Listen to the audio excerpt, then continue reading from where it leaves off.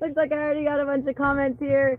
The final countdown. Yes, we are here. Happy Saturday. And Krista says it's going to be a hot one in Texas. Absolutely. So thank you for joining me. Happy Saturday, everybody. I've got the sun shining down on me, which is beautiful, and I'm enjoying it. I won't be out here for super long because of the sun. But today we're going to talk about intensive planting, which is, to be honest, the perfect topic for you feral and mostly feral gardeners. If you are new to my channel, welcome. For those of you that join me regularly, welcome back. I wish I was in a little shadier of a spot today, but that's okay. Happy Saturday. In the description section of this video, you will find a link to my comprehensive planting guide, which also includes 2 plant spacing guides. We do have some clouds, which will be nice. So the 2 plant spacing guides are an in-ground spacing guide and a raised bed, like a square foot garden plant spacing guide. Hey, Michelle. But today we're going to break all of those rules. Intensive planting is pretty much ignoring all of those plant spacing and going your own way, pretty much. But there's a little more to it than that. Hey, Moonblame, thanks for joining me. Now, so this is something I've been doing for a really long time. Feral gardening, if you will. Yes, this video could literally be called Feral Gardening and Why I Plant a Bunch in a Small Space. I actually shared, sorry, my eyes are watering. It's hot and sunny and allergies. Yay. All right, so I posted this picture. This is a bed of cucumbers, beans, and a wild catnip. Sorry, guys. I can't see. That's what happens when I'm out here. Anyway, so when I posted a picture of this, I was asked, am I going to, really sorry. I was asked if I was going to pull some of these, if I was going to thin these seedlings. I was asked if I was going to give support to these bush beans, and no, I'm not going to thin this, and no, I'm not going to provide any support for these. These are bush beans. If I remember correctly, I wrote it down so I wouldn't forget. This is jade bush beans, one of my all-time favorites, and I intensive planted this. And there's also some basil in the middle of it. There's some like I said, cucumbers around the back side of it. So this is a great example of intensive planting. There are others that are much better, and in my Planting and Growing in Small Spaces article, there was a more wide variety interplanted in a single bed, and again, intensive planting. So the French intensive planting method emerged in the 1500s. So this is nothing new. I didn't create this. You didn't create this. You know, my previous generations didn't create this.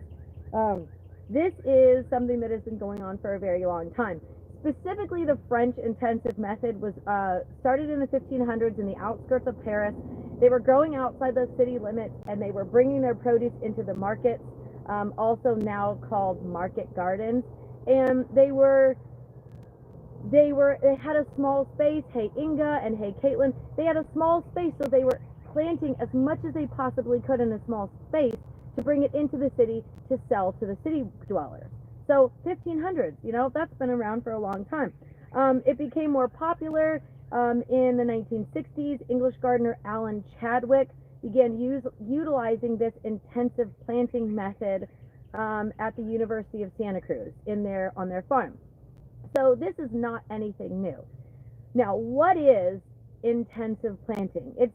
It's a fancy pants word for cramming as much as you can in a small space.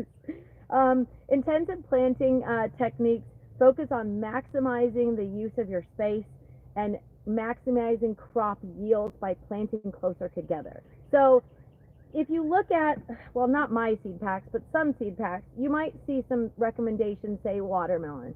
And it says, like, plant 5 seeds, thin down to 2 seeds, and give it 5 feet in between each row. I don't want to give it 5 feet in each row because I've got raised beds and there's not that much room in between those. but also I want to get the most out of my space. And it's so funny, totally veering off topic, but kind of not really. I have another video I'm going to come out with pretty soon that's going to show you a before and after of this specific garden space. It's wild. I was just watching it this morning, and it was the first year I planted here, and I was showing how the water had gone through here. I didn't have any raised beds back here, and I was talking about how the one raised bed in the area, or in this area, did the best. And I was saying how next year we're going to build raised beds. Well, now I have raised beds. Part of what is a more common intensive planting technique is using raised beds. I use raised beds because in this space in particular, the water would literally just flood and rush through this garden space and just washed out my rows. So I went ahead and put raised beds in the direction that the water flows. That way it's still watering my gardens and I've got this beautiful space. Now, if you don't already intensive plant and you want to try it out, now is a great time. Summer's almost here. I think the official start of summer is in June, mid to late June. It's May 24th. You've got plenty of time to plant more stuff, more seeds in the area that you have. You don't even necessarily have to, you know, start a new area. You could literally just take what you already have and plant a couple more things in that space. So I've got a couple pictures that I've already shown you guys and some information that is in the description section below of this video, so you can find that already. The benefits of intensive planting can be that you are growing more in the same space, so you're potentially increasing your crop yield in the same space. So this is a 4-foot by 8-foot bed, and I planted more beans, which means in theory I might be able to harvest more beans in this area. It also means that I don't have to apply soil amendments or fertilizers to a larger space for the same amount of plants. It also means that I don't have to water a large amount of space or larger amount of space for the same amount of plants. Krista says, look forward to a before and after. It will help give me some ideas on utilizing my space efficiently. Yeah, so I really hope to get that done very soon. I just found the video today, and it was eye-opening. And I mentioned this on my Wednesday live chat on Facebook. I was coming out to the garden with a friend of mine, and I was like, my garden is a mess. I've got some squash back here that needs to get pulled out and new replanted. I've got a bed over here that it is overgrown because I'm saving seeds for that one. I've got a bed over here that has a couple spots missing, and I was like, my garden is a mess. And she goes, you know what? She said, you might think it's a mess, but like 99% of people in the US would look at it and go, wow, that's beautiful. And I thought, it's all about perspective. I tend to get overwhelmed sometimes.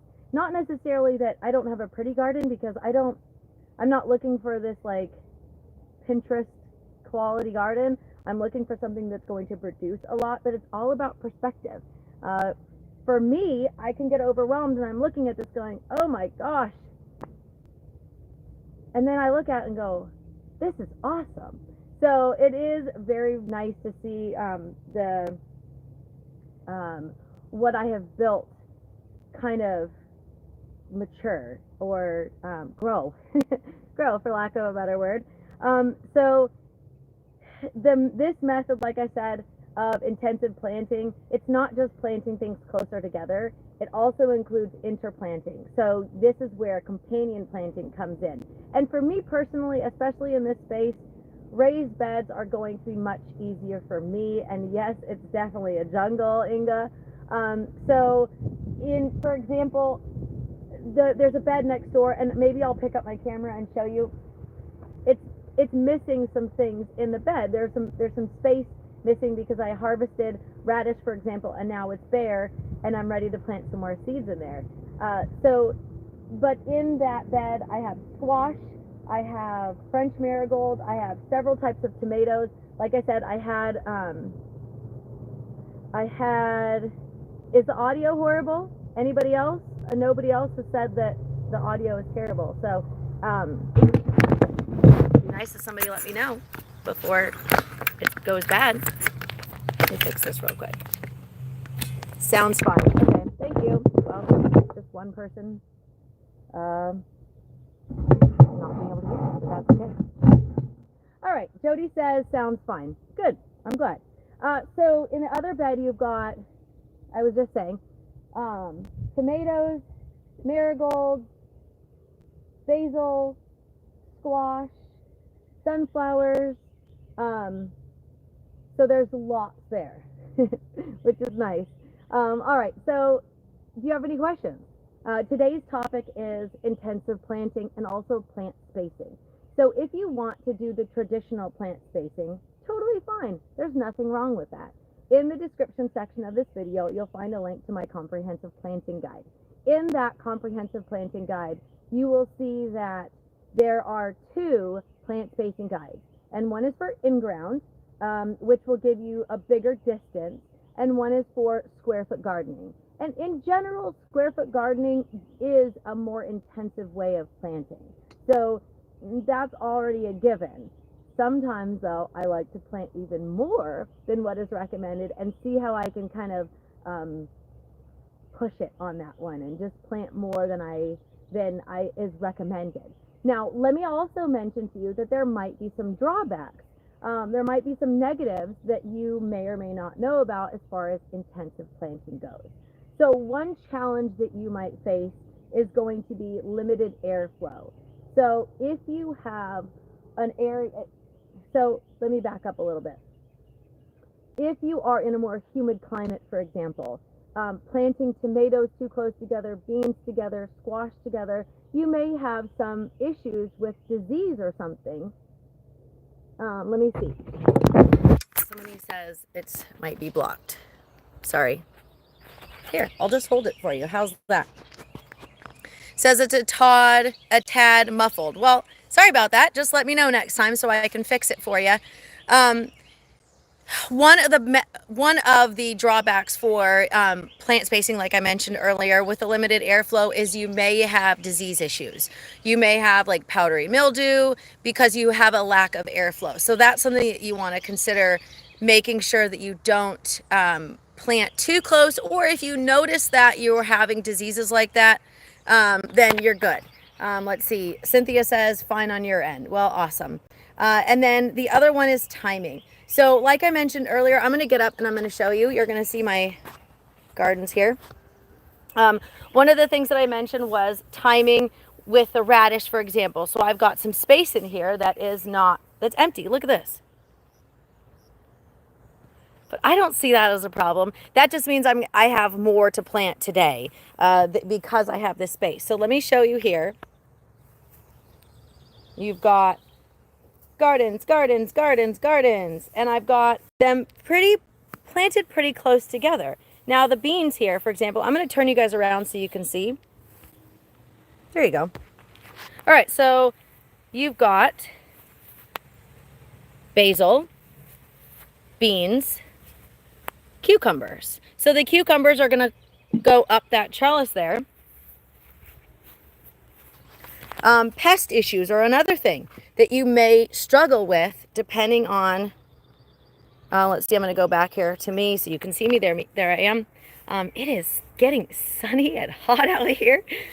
So pest issues are the other drawback for intensive planting, because if you have a pest issue that affects one of your garden beds and everything's planted intensively, you may not see it in time to correct the issue, or it may spread to that garden, which is why I keep a close eye on things like that. I want to make sure that I have a good, healthy garden. I don't want to encourage pests, which is why I companion plant. So again, with the intensive planting, companion planting is very, very important if you're intensive planting, because you can not just encourage beneficial pollinators, but also deter pests that might bother your plants, eat your plants, infest your plants. So that's something here. Now this one is intensive planting also. Let me go back here where you can see.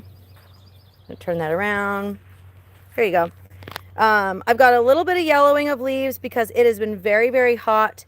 You've got squash, beans, and cucumbers. And bees. Look at that one. Pollinators. We love pollinators. All right, now, question. Mima's Hillbilly Homestead says, when you are planting this intense in a raised bed, do you find things need a little more? Sometimes, yes. So obviously, I need to make sure that I have healthy soil. Yesterday, I posted a video for ahead of schedule, because I knew I was going to be talking about intensive planting. I also posted about building healthy soil. So that is a non-live video. I promised another non-live video. And that is about specifically how I build healthy soil in my gardens. And I use raised beds, which makes it a lot easier for me. I don't have to build healthy soil for a large amount of space. I am only doing a 4 foot by 8 foot at a time. Now, maybe you have one 4 foot, 8 foot bed, which I also did a video on planting and growing in small spaces. Maybe you have 50 raised beds. Maybe you have 5 raised beds. All of these things you need to take into consideration. So here's another one for you too. So this was one of the garden beds that I shared in the article for planting and growing in small spaces. I am amending each bed, and I don't necessarily find that they need more, just that you have to keep an eye on it. So I use crop rotation, which means I'm going to be not depleting my soil, planting tomatoes, for example, in the same space every year. I'm not planting squash in the same space every year. Or if I am going to plant squash in the same place over and over again, I will amend my soil. So yes, there are times where you will have to adjust the nutrients in your soil. I don't necessarily find that it needs more water as much as it needs the nutrients in the soil have to be monitored a little bit if you're planting a lot. So just to give you an example, those are French marigolds in that bed. They're taller than ground growing, but yes, they are French marigolds in there. I planted African crackerjack marigolds outside of my beds. So yes, you may need to monitor as far as needing more water or needing more nutrients, but it means that I'm only applying it to this small area.